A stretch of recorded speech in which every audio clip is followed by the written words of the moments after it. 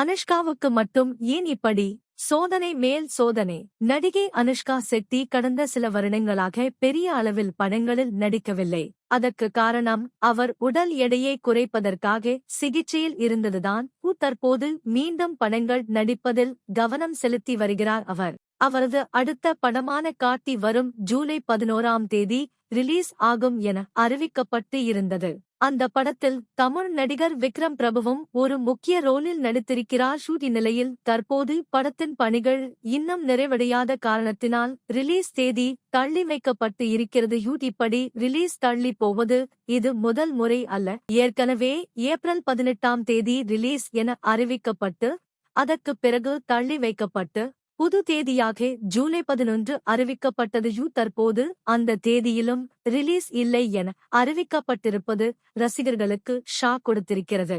அனுஷ்காவுக்கு மட்டும் ஏன் இப்படி என நெட்டிசன்கள் கமெண்ட் செய்து வருகின்றனர்.